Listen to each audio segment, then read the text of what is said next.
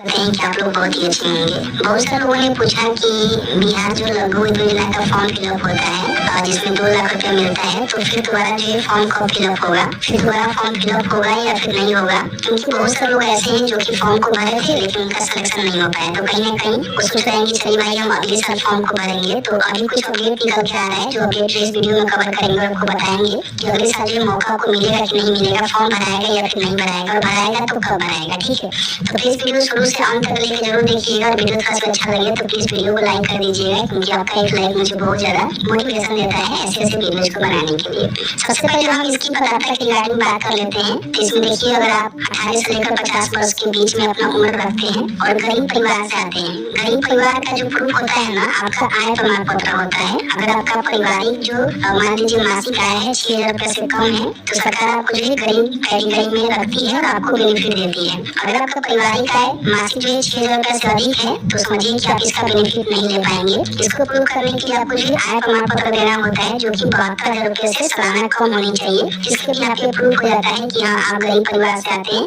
आपको बेनिफिट मिलता है। बाकी और कोई भी पात्रता नहीं होती है, किसी भी कैटेगरी से आते हैं तो फॉर्म को भर सकते हैं। उम्र 18 से 50 के बीच में होनी चाहिए और आपका जो पारिवारिक मासिक आय है 6,000 रुपए से कम होनी चाहिए, तो इसका जो फॉर्म है वो भर सकते हैं। इसमें आपको 2 लाख रुपए तक का जो पूरी तरह से सब्सिडी मिलता है। किसी प्रकार की कोई भी लोन नहीं है, पैसे आपको वापस नहीं करने होते हैं, और इसका जो पैसा है ना 3 किस्तों में दी जाती है। पहले 50,000, द्वितीय किस्त में आपको 1 लाख और तृतीय किस्त में आपको 50,000। इस तरह से करके जो है 3 किस्तों में 2 लाख रुपया सब्सिडी के तौर पे यानी कि पूरी तरह से फ्री ऑफ कॉस्ट आपको उपलब्ध करवाई जाती है बिजनेस करने के लिए। इसमें जो 62 से 61 प्रकार के बिजनेस है, जिसमें अपना जो रोजगार है वो करने के लिए फॉर्म को भर सकते हैं। फॉर्म भरने के लिए कुछ महत्वपूर्ण दस्तावेज आपके पास होनी चाहिए, क्योंकि देखिए बहुत सारे ऐसे लाभार्थी होते हैं जो कि फॉर्म भरते समय डॉक्यूमेंट जाकर रेडी करवाते हैं, तो कहीं ना कहीं उनको प्रॉब्लम होता है। अभी आपको डॉक्यूमेंट रेडी नहीं करवाने हम बताएंगे कि अगले साल के जो फॉर्म फिलअप होने वाले हैं वो कब होंगे और कब आपको डॉक्यूमेंट रेडी रखने हैं, उसकी जानकारी हमने आगे बताने की कोशिश किया हुआ है। ठीक है, सबसे पहले समझिए कि इसमें कौन कौन से डॉक्यूमेंट रहेंगे।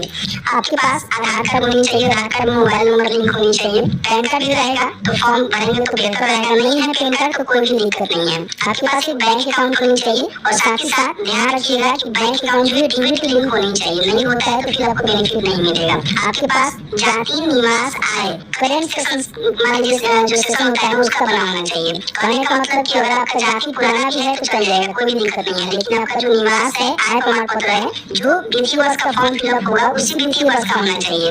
अभी जो देखेंगे तो 24-25 के लिए आई थिंक जो है फॉर्म फिलअप किया गया है, इससे पहले 23-24 के लिए फॉर्म फिलअप किया गया था। अब जो है 25-26 के लिए फॉर्म फिलअप होगा, तो 25-26 जो वित्तीय वर्ष है ना, इसमें कहीं आपका आय और जो निवास है ना वो बना होना चाहिए। तो फॉर्म भराएगा उससे पहले ही आपको बनवानी पड़ेगी, क्योंकि देखिए फॉर्म जब शुरू हो जाते हैं तो उस समय जो डॉक्यूमेंट आप रेडी नहीं कर पाते हैं और कहीं ना कहीं फॉर्म भरने से छूट जाते हैं, क्योंकि बहुत ही कम आपको समय मिलता है। और इस समय जो फॉर्म को आपको भरना होता है तो कहीं ना कहीं तब डॉक्यूमेंट बनाने का जो प्रक्रिया है ना हो जाता है, उसमें जो आपका आय बनता भी नहीं है, कितना भी मतलब दिमाग लगा लीजिए पैसे दीजिए नहीं बनता है, तो पहले ही आपको बनवाकर रेडी रखने हैं।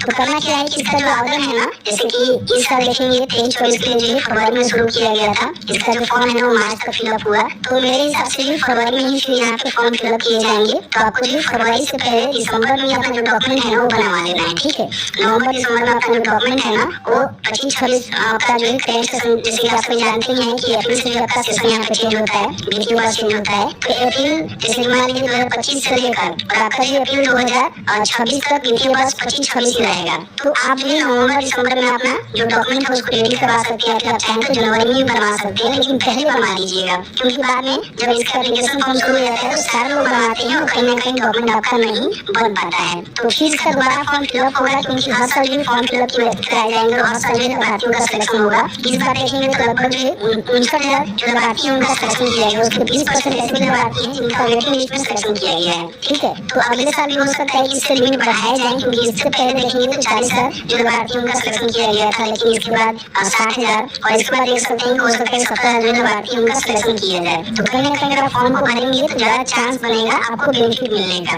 इसमें जो सिलेक्शन होता है कंप्यूटर एनालाइजर के तौर पर, जैसे आपने देखा ही होगा, उसी के माध्यम से फिर आपका सिलेक्शन होगा, लिस्ट आएगा, फिर उसके बाद सत्यापन होगा, सत्यापन होने के बाद फिर फाइनल लिस्ट आएगा, उसमें नाम आएगा, उसके बाद आपको जो ट्रेनिंग दी जाएगी और फिर आपका जो प्रथम किस्त है आपको ट्रांसफर कर दी जाएगी।